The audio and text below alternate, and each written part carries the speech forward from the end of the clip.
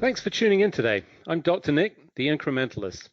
Join me as I seek out the small incremental changes being applied in other industries that we can learn from and that can be applied in healthcare. Can these changes bring immediate value, but also add up to the big improvements and revolution we need in healthcare? Come along with me to explore the possibilities. My innovative guests from around the globe have used small incremental improvements to achieve their moonshot. And today, I'm delighted to be joined by Maneesh Jain. He is the CEO of Mirvie. Maneesh, thanks for joining me. Thank you, Nick. Pleasure to be here. So, as I do with all my guests, I like to get a little bit of background perspective, especially, as we talk about the area of focus here. So, if you would, share a little bit of your journey to this point in your career and how you arrived here. Yeah, so I'm a scientist by training. And 20 years ago, I got quite fascinated by what was then the early stages of the Human Genome Project, because it seemed like the first time we were going to start to understand the underlying basis of human biology and potentially be able to treat disease and conditions. So that was the beginning of my journey. I was very fascinated by how we could take the science and bring it to practical applications that could impact people's lives. And so that's led me on an entrepreneurial journey in the last 20 years to build several companies that have developed products in the sequencing space and the applications in oncology and most recently pregnancy health. I think if we look back at the revolutions in the last decades that we've had in tech, that's been really facilitating an understanding of information and how that moves. And for us, we still lack this fundamental understanding of how our biology works. And so to be at the doorstep of being able to understand that and use that for benefit was just very compelling for me. And that's the story of my career. Interesting. So before we dive in, I think it's worth sort of spending a little bit of time since you've been in that space and, focused on that. And, my recollection of the Genome Project, particularly as we sort of got to the point of, the full sequence, we had this, took billions of dollars and all the cost issues separate, but from a content and science understanding perspective, one of the things that I recall very strongly at the time was we found it, but 95% of it is junk. Do you remember that? Do you have a recollection of how you sort of perceived that, as you were in this space? Yes, definitely. And there was many quips about it. I think a lot of people said at some point that those who call it junk DNA are junk scientists. I have not heard that, but that's unfair because I think a lot of us did because we just followed the crowd, but keep going. I'm sorry. Yes. So, what was interesting is I think we learned how much we don't know in the early days. And so the human genome, the first blueprint was supposed to unravel all of disease. And it turned out to just tell us, well, that's just what we have a blueprint for one person. So how is each person different? And so we continued on that journey. I think it's truly the century of biology. And so it's not one project or a space of one decade that is going to unravel the complexity of human biology. But I think you can just start to see the advances we've made in the last few decades. So I think take oncology, for example, in the early 90s, it was chemo for every cancer. And that's just what it was. And then we started to understand, starting with breast cancer, that, well, actually that condition has multiple subtypes. And those are molecular subtypes. And each one should be treated quite differently. So today, when you get diagnosed, if you're unfortunate to be diagnosed with breast cancer, fortunately, they're very powerful tools that tell you what type of breast cancer it is and tailor the treatment according to that molecular condition.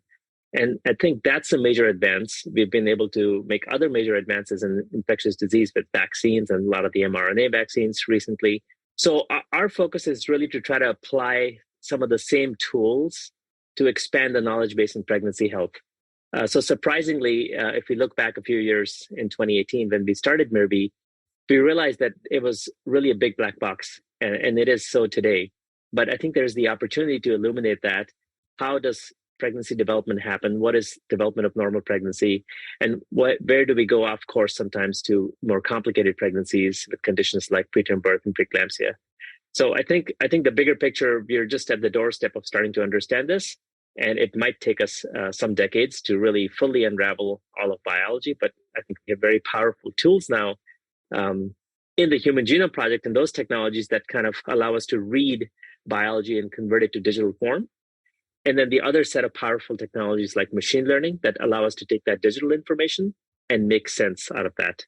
find patterns. Yeah, so there's a lot to unpack there. Not least of all, your point extremely eloquently stated that, when we sequenced one genome, we had one genome, but there was all this uproar about, wow, we've got a genome, but of course, nothing to compare it to, which I think is one of the most important points. And obviously the cost and the decline in processing needs allows us to get to more of it, opens up the doors. One of the things that I would suggest, you talk decades. My hope is, I think, a little bit faster than that, just based on the recent pandemic where we really pushed the extremes of this processing that I think will maybe speed things up. One of the key things that I think is important to understand, and, it relates back to this sort of junk DNA concept. We've understood now that impacts the expression of genes. And I know we're going to dive into, what Mirvie does and how we do it. Let's understand that first, because I think there's, some important points relative to that. So would you explain what Mirvie is and how it works? Yes, definitely. I think for every field, there is a point in time where it's ready for a breakthrough or to really change the status quo. And we really believe that pregnancy health and maternal health is there today, partly because I think this era of declining maternal health has come to a head. And if you look at the news that's been out there with preventable, 80% of maternal deaths are preventable. That's some information from the CDC. If you look at the last 15 years, we have doubled the rate of hypertensive or blood pressure disorders in pregnancy. So some of these things are really coming to an head in an area which is not just a point in time, but impacts certainly the whole lifetime for the baby and a large part of the lifetime for the mom. So if you talk about lifetime impact of disease, this may be one of the areas that has the greatest lifetime impact. So it really compelled us to try to see what we could do urgently in this area. So some of the tools that have been applied in the oncology space are looking at genome-wide patterns of changes that could be predictive of disease. And the way you do that is, thankfully, to the declining in costs in genome sequencing, we're able to look at a lot of sequencing data for many individuals. And it's that combination of a comprehensive view of what's happening in the biology across thousands and thousands of individuals that ultimately gives you a power to find reliable patterns. And so what we are doing is really using the Mirvie RNA platform. This is something that was developed at Stanford and Steve Quake's lab over many years. It's the first time that we're able to actually start to look at the underlying biology. And so what happens is, as you have the developmental processes in pregnancy, there's a lot of changes in the uterus, the cervix, the placenta, and of course the fetus. And so the combination of that molecular signature is really the RNA messages that are changing and being communicated back and forth. So we take a simple blood sample from the mom, and through that simple blood sample, we're able to tap in to this changing biology and to find patterns that are indicative of a normal pregnancy progression, and then other aberrant patterns that are indicative of potential complications to come. And the really exciting thing is that we're able to do this about 3 months in advance of the symptoms. And so today's standard of care has really been driven by symptoms presenting themselves, and then the physician doing the best they can, often in a crisis mode, like if the baby is going to be born preterm. But imagine if you could identify these symptoms and signs, not symptoms, but the underlying biological signs 3 months in advance. Now, for the first time, you can start to take preventive steps and try to make a plan, treat the condition, and hopefully prevent them. And so that's really a big step forward in the field to be able to do that approach. And it's only possible because we can start to tap into the underlying biology early in pregnancy. So I think it's important, before we sort of dive into some of the benefits, to separate out some of the science, because I think people get confused when we talk sequencing. I think for the general understanding, it's, oh, I'm going to sequence you, so I get your DNA.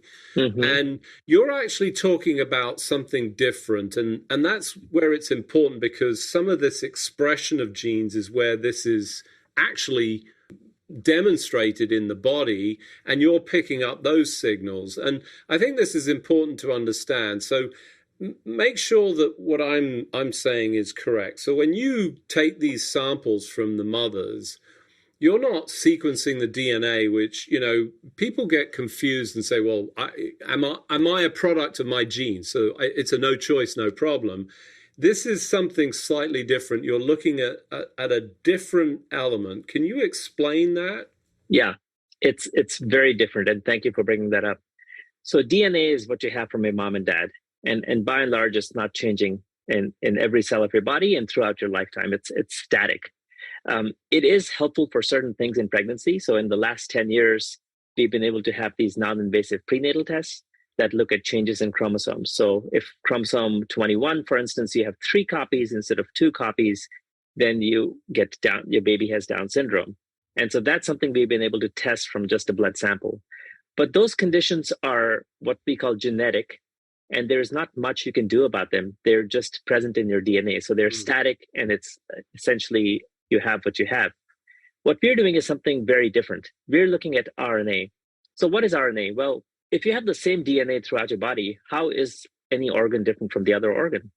And how are you aging, and how are things changing throughout your lifetime? Because the DNA is the DNA. Well, the most important difference is the DNA gets converted to RNA, and that is very different in every cell, and it's very different at every point in time. And so the whole dynamic nature of our lives, the development of tissues, and all the changes through our lifetime are really mediated through RNA. So you start with the same DNA blueprint, but it gets converted to different levels of different genes expressed at different points in time. And that's really what drives all our biological development. And so in pregnancy, you might imagine that it's probably the period of most rapid development for human beings. And so it is, of course, then mediated by these RNA changes. And each pregnancy is different. So you could have the same parents, so theoretically very similar DNA, but the RNA as it's expressed can be very different and be different at different points in time. So that's really what we're tapping into is these RNA changes. Now, one of the most exciting things, of course, is that because it's not static, it's dynamic, you could potentially understand the underlying biology and then try to prevent the conditions because it's not static. So just like it's going off course, you could potentially correct it. And a lot of the work that has happened in the field with RNA-based therapeutics is very promising. So I think that's what's very interesting about this area. It's really a new frontier where we're looking at the dynamic changes that lead to the disease course and the potential of having precision medicine to try to tackle that and prevent it. So for those of you just joining, I'm Dr. Nick, the Incrementalist, and today I'm talking to Maneesh Jain. He is the CEO of Mirvie. We were just talking about the differences between DNA, RNA, messenger RNA, and, the enormous progress that's taken place in terms of sequencing, which is not just about that sort of static sequence of your genome, but actually the expression of that and the way that it's expressed. And I think if I sort of encapsulate what you just described, no matter what's going on, you have multiple different expressions of messenger RNA that you're able to measure as part of this whole process. And it's that information that Mirvie is now sort of taken and is offering some insight that I think is quite extraordinary, right? So tell us what you did and, what you're starting to see. Yeah.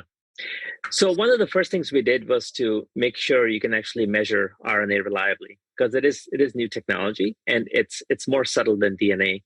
And that's why the development has taken, about a decade longer than it did for DNA.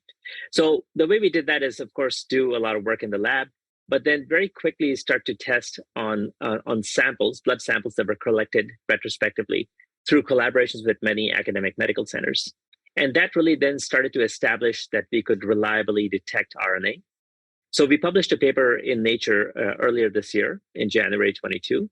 And one of the main things it showed was that for normal pregnancies, there were predictable patterns of RNA. So what that means is we looked at thousands of women. In fact, I believe that study was about 2,500 samples from women across the world, 8 sites in the US, a couple in Europe, and 1 in Africa. So we wanted to make sure these studies are very diverse, so the results are broadly applicable. And what that showed us is that in fact, the RNA changed very predictably in the course of normal pregnancy, meaning that we could take a blood sample at a certain point in time, and just by looking at the RNA from that blood sample, we could date the pregnancy, how far you are in the pregnancy. So that's pretty remarkable. That's very comforting because it shows us that there is a baseline patterns that determines the development of the baby and the changes for the mom. So now you can start to ask the question, okay, if there are deviations from that pattern, what does that mean? And so one of the things we showed in that same paper was if you took samples from moms who went on to develop preeclampsia 3 months later and compared them to blood samples from moms who had a normal pregnancy, we found specific gene patterns that were distinct and different in those moms who went on to develop preeclampsia. So one might call that a signature for preeclampsia. And then we went on later in the year to do a study, and again with hundreds of women, and showed the same thing was possible for preterm birth. So premature birth is when the baby is born before 37 weeks of gestation. And really fascinating in that particular paper in the AJOG, or the so-called Gray Journal, was that we could distinguish between the patterns that were for very early preterm birth and versus early preterm birth. And so even within a condition, this is very exciting, even within the condition that historically has just meant the baby is born early, it has not meant due to what reason. Now we are starting to unravel a little bit of that biology, because I think the belief in the field, most experts in the fields believe that we will be a time soon where we can take a condition like preterm birth or preeclampsia and identify it by their molecular subtypes. So you might be able to treat them differentially. It's very analogous to what happened in the 1990s with breast cancer, right? It was one disease, one condition. And then we started to figure out, oh, it's actually 2 or 3 different conditions that can be treated quite differently and much more effectively. So we're not there yet, but we are on the doorstep of starting to find that level of resolution of some of the major complications in pregnancy. I think great description of that. I think very helpful in terms of understanding. One of the, key points that sort of arises in my mind about all of this, and it was true with oncology, I think we're going to have to develop a whole new terminology or methodology to categorize disease, because we've gone based on location in the body, which actually is starting to make less and less sense. It's more at this molecular level. I'm just in the process of reading the Song of the Cell book by Siddharth Mukherjee, which, is exposing a lot of this in the oncology space, amongst others. Extraordinarily exciting. And you talk about 3 months ahead of time. So there's obviously some point in the pregnancy where you say this is maybe the optimum, or maybe this is a measurement that takes place sequentially that gives you those biomarkers. The extraordinary point here is that now you've got some opportunity for early intervention, which is saving money. It's better for everybody. That just awful statistic that you cited at the beginning, this enormous maternal deaths, poor outcomes, we can actually head off. And that's in the US, to be clear. Yeah. When you think about this elsewhere, there's huge. Tell us a little bit about how this is enacted and how we get this, distributed out. Yeah. So we're still in the development stage. I think we feel, an urgency to try to get this to market as soon as possible. But I think also the responsibility to do the most rigorous science, because it is such enormous potential impact. And so we're doing a very large clinical study with thousands of women collected all across multi-center trial, very diverse study across the US. And the idea of that is to just validate some of the findings that we have discovered to date. And once we do that formal clinical validation, then we'll be ready to bring this to market. I think what's very interesting is just taking the physician's perspective and the mom's perspective on this approach. Physicians are doing the best they can, right? But they're limited today in 2 ways. One is they don't have the tools to be able to predict disease. It's really been very symptom-driven throughout the decades. In fact, I think some of the things are surprising but make sense in context. So the current prenatal visit paradigm, the 12 to 14 visits, is from the 1930s, and it hasn't changed. And the reason there's fewer visits early on and many more visits towards the end is the symptoms of conditions like preeclampsia often showed up later in pregnancy. And so they wanted to catch the symptoms, but yet it's really the blood pressure measurement or the symptomatic measurement is really in those few visits, a week or two apart. It's not real time. And so I think that's a big shift that would be very welcome to physicians to have a tool. The other thing is, it's really not possible to educate everybody on everything that can happen in pregnancy, because it's the long list, and it's a time where it can be an overwhelming time for families. But if you knew somebody who was at risk for one condition, you could certainly go much deeper in educating on that particular condition. So they would be aware of the signs and symptoms. So, for instance, in our survey, it's really, this was the survey of 1,000 women newly pregnant or have been through pregnancy recently. 91% said they wanted more information about the pregnancy and about the risk of developing conditions, and that this would really help them make a better plan rather than just cause anxiety, because that's been one of the historical kind of concerns, like, well, is it just going to cause unnecessary anxiety? And most moms, 91%, say it'll actually help them make a better plan. The other thing that's very interesting is, I think a large majority of women said they understood the signs and symptoms of preeclampsia. But if you actually go through what the signs and symptoms are, it's only 9% who can identify every single one of them. And so this just speaks to the education gap, because again, you can't educate everybody on everything. But if you knew you were at risk for one condition, you could certainly go quite deep and make sure they understand a lot more about that. Yeah, so I think, yeah. Clearly exciting opportunity, but there's still some work to do. Lots of respect for you, focusing on making sure that the science is right. I think you don't want to get this wrong. You want it to roll out. But you're talking about a change in the prenatal sequencing at this point. And that's a poor choice of words, because you think DNA.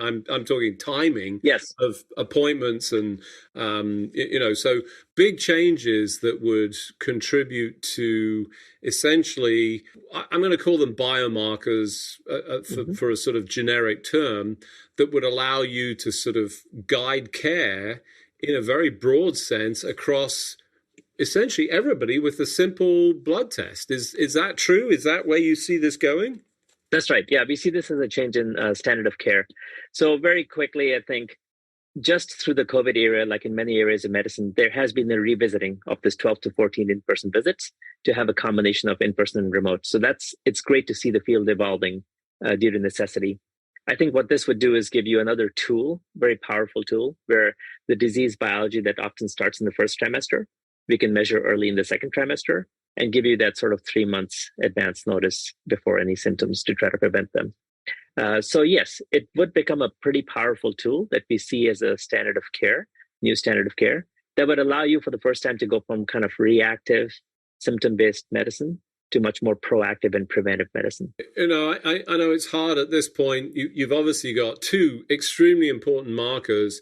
I imagine that there's potential for much more than that in the future as you sort of gather more data and analyze more sort of outcomes. Is that a fair assessment? Yes, there's, I think, so many of these conditions that we have to address. So we talked about preterm birth and preeclampsia, but there's also growth restriction of the baby. There's several placental mediated disorders, and then there's also gestational diabetes. And all of that is still just looking within pregnancy. So if we look a little beyond that, we know that some of these conditions create a lifetime risk of cardiovascular disease and stroke for the mom, and developmental disorders for the baby. So beyond pregnancy, we could actually then start to look at some of these markers, which are potentially predictive of what's going to happen later in the lifetime. And then imagine if you could start to prevent some of those conditions, it would really change dramatically, I think, the lives of many people. I think really exciting times, tremendous opportunity. I'm hopeful that we can accelerate this through the process of science, go through the appropriate measurements.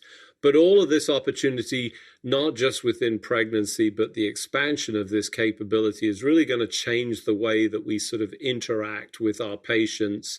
And I think ultimately change the grammar and the vocabulary that we use in medicine. So exciting times. Unfortunately, as we do each and every week, we've run out of time. Just remains for me to thank you for joining me on the show. Maneesh, thanks for joining me. Thank you, Nick. Appreciate the opportunity. Thanks for joining me today. Do you have any better ideas, or have you found a small incremental change that's brought about a big improvement in your world? Let's continue the conversation on our hashtag, The Incrementalist, or share with me at Dr. Nick1 on Twitter. You can find more information about the show on our program page at healthcarenowradio.com. And tune in next time to hear my discussions with leaders and innovators from around the globe who've revolutionized their space by using small incremental improvements to achieve their moonshot. I'm Dr. Nick, the Incrementalist, and I'm starting a revolution through evolution.